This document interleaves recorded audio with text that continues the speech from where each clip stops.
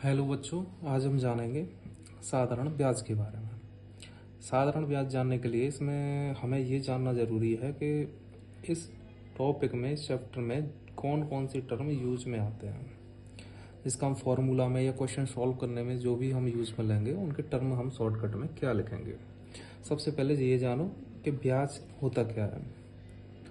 ब्याज जब हम किसी भी व्यक्ति को उधार पैसे देते हैं, वो उसके बदले में हमें जो अतिरिक्त पैसा देता है, हमारा पैसा तो वापस करता ही है, उसके अतिरिक्त जो पैसा दिया जाता है उसे हम बोलते हैं ब्याज। ब्याज हमारा दो प्रकार के होते हैं, एक सिंपल इंटरेस्ट और कंपाउंड इंटरेस्ट। साधारण ब्याज, चक्रवृद्धि ब्याज। साधारण ब्याज के बारे में हम नेक्स्ट वीडियो में जानेंगे और इसका चैप्टर कंपाउंड इंटरेस्ट का पीछे बाद में दिया जाएगा। तो सबसे पहले इसमें मूलधन हम कहते हैं जो पैसा हम किसी को भी उधार देते हैं, जिसके बदले वो हमें बाद में हमारा पैसा लौटाए, साथ में कुछ अन्य रुपए दे। तो शुरुआत में जो दिया गया पैसा है वो मूलधन है। इसे इंग्लिश में बोलते हैं प्रिंसिपल। इसका सिंबल है P। और जिस दर से हम जो अमुक व्यक्ति को जो भी पैसा देते हैं उसको बोलते हैं दर मतलब 100 रुपये पे हम उससे कितना पैसा एक्स्ट्रा लेंगे। अगर हमने 100 रुपये पे दो रुपये अलग से ले रहे हैं, एक्स्ट्रा ले रहे हैं, तो उसे हम बोलेंगे 2% का ब्याज। 100 रुपये पे जितने रुपये हम एक्स्ट्रा लेते हैं वो होती है उसकी दर, और उस दर को हम प्रदर्शित करते हैं R से, और ये हमें दिया होता है प्रतिशत में। नेक्स्ट है समय हम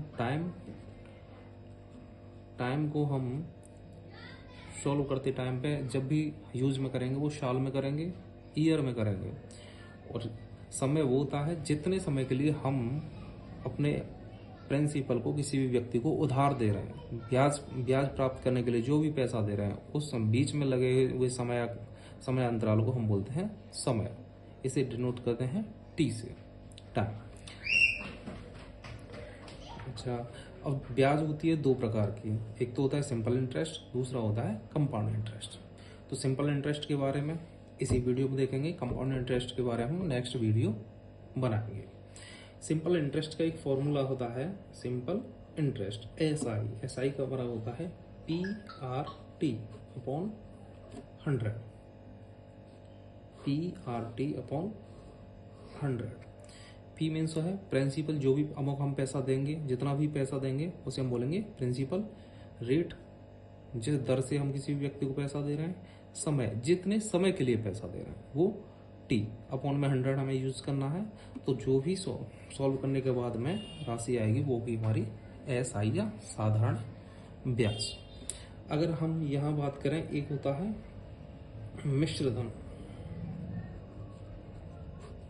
मिश्रधन अमाउंट, इसे डिनोट करते हैं कैपिटल E से। मिश्रधन वो राशि है जब हमें कोई भी व्यक्ति हमारा पैसा लौटाए, साथ में जो भी ब्याज उस पर जितना ब्याज बनता है वो ब्याज हमें लौटाए, तो टोटल जो पैसा वापस लौटाएगा उसे हम बोलते हैं मिश्रधन। यानी कि हमें वो हमारा प्रिंसिपल लौटाएगा, साथ में हमें उसकी ब्याज लौटाएगा। दोनों को मिला के जितना पैसा हमें देगा वो होगा उसका अमाउंट मतलब मिश्रधन।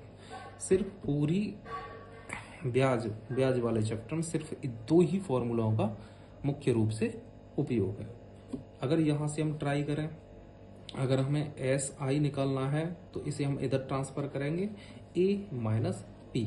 इसे हम इस प्रकार से भी यूज कर सकते हैं, या फिर यहाँ इस फॉर्मूला का भी हम तोड़ मरोड़ कर प्रयोग कर सकते हैं। यहाँ से अगर हमें P निकालना हो तो बाकी सब इधर वाले टर्म को, सारे टर्म को इधर भेज दो, तो SI 100 इधर जाएगी, अपॉन में है वो चली जाएगी मल्टीप्लाई में।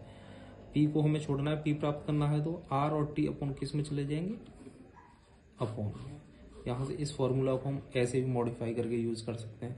या फिर हमें रेट निकालना हो तो P और T को, रेट यहाँ आ जाता, रेट निकालना होता तो P और T को हम भेज देते नीचे, इस प्रकार से। या फिर टाइम हमें निकालना हो तो P और R को अपॉन में भेज देंगे। सिंपल सा फॉर्मूला यही है, लेकिन हमें उसे प्रयोग किस कंडीशन में कैसे करना है वो डिपेंड करता है। ठीक है, क्वेश्चन सॉल्व करना हम नेक्स्ट वीडियो से जानेंगे।